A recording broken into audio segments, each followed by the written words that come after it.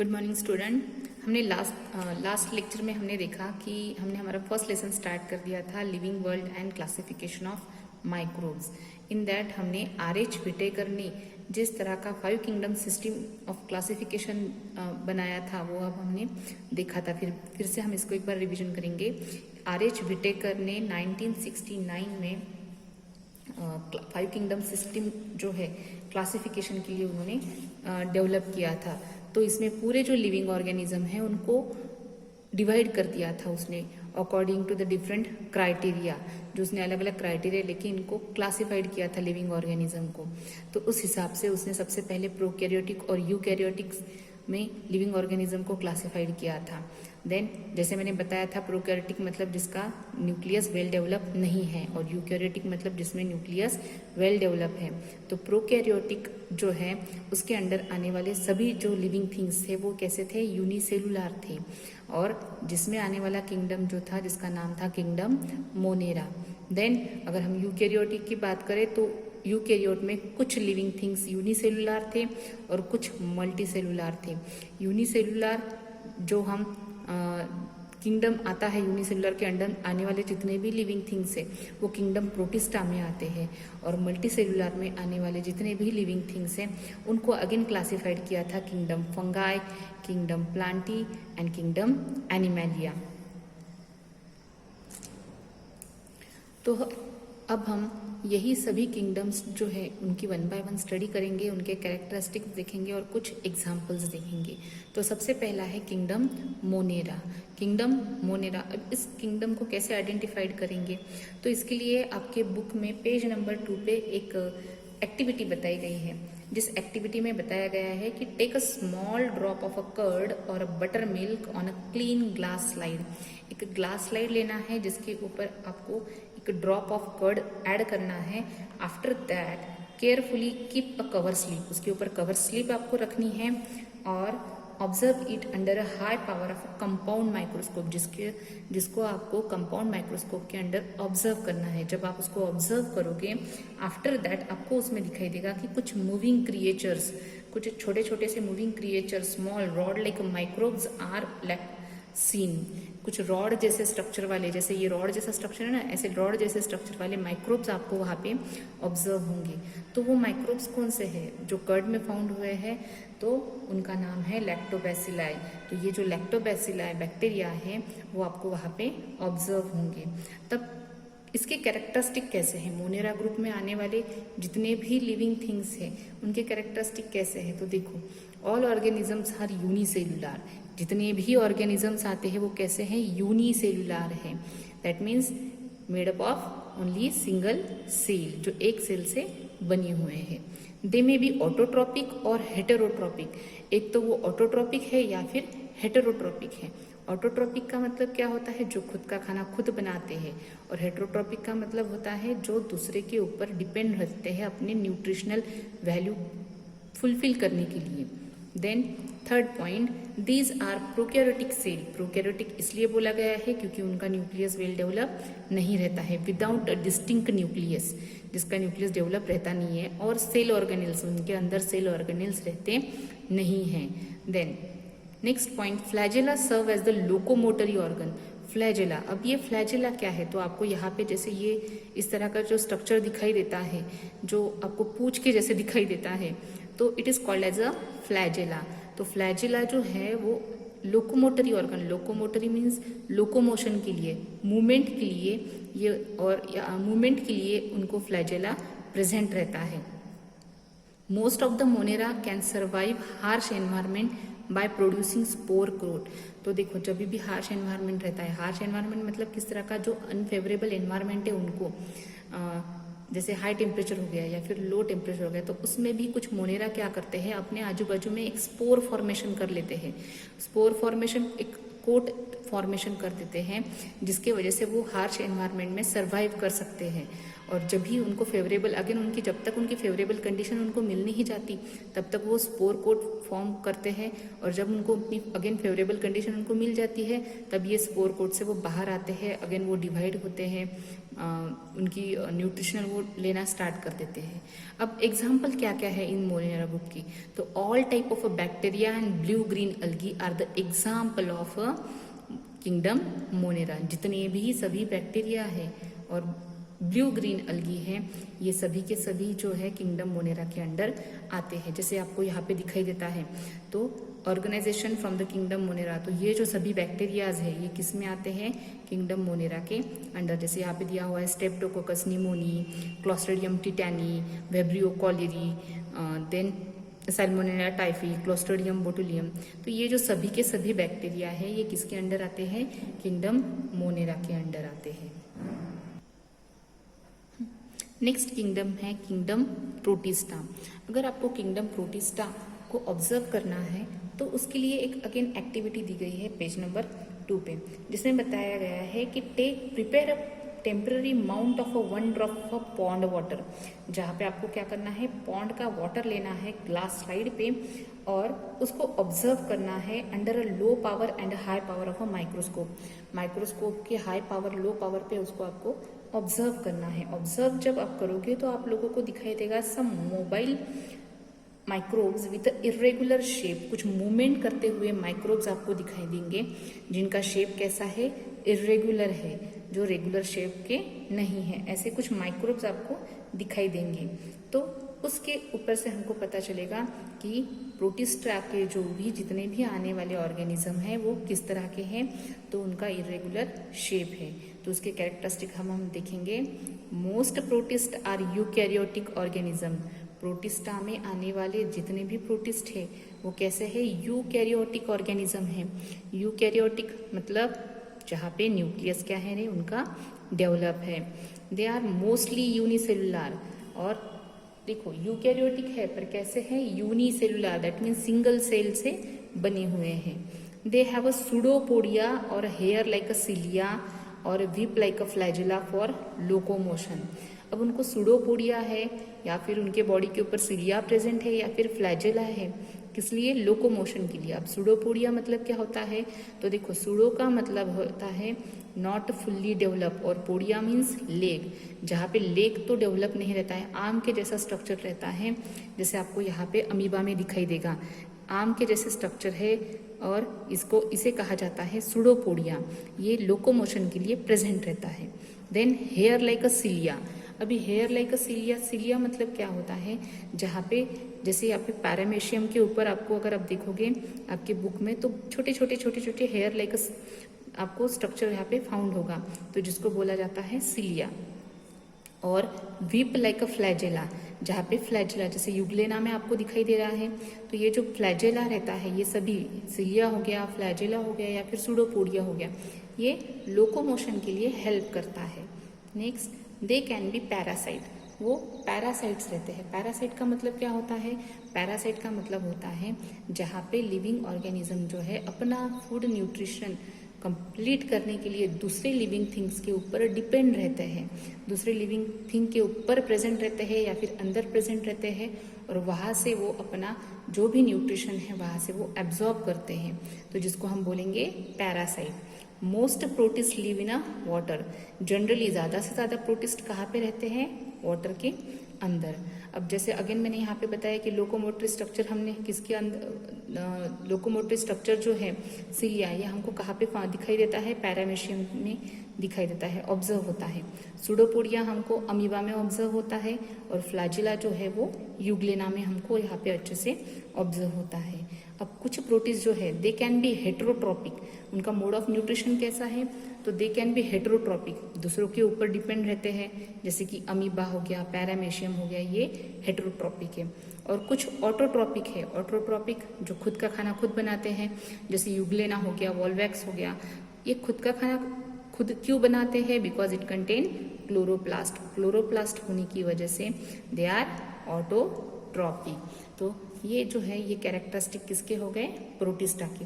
जैसे यहाँ पे आप लोगों को डायग्राम में दिखाई दे रहा है volvox, then paramecium, euglena and amoeba. Now next kingdom, kingdom fungi.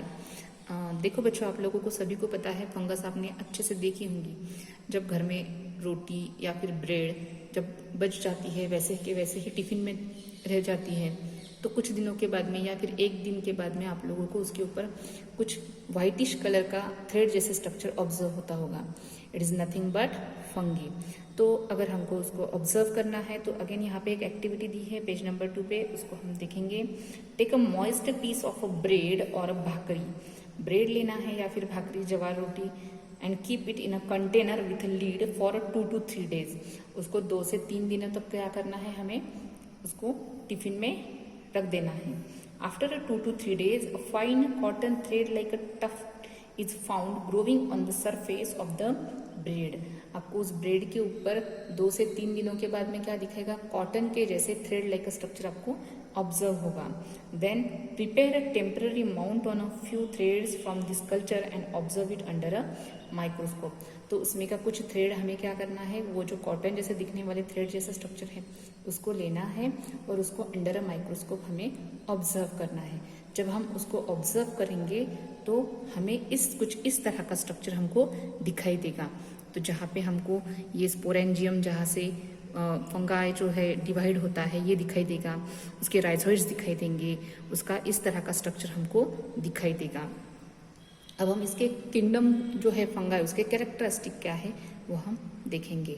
तो कैसा दिखता है ये किंगडम, तो देखो, plant like organism that do not contain chlorophyll are called fungi.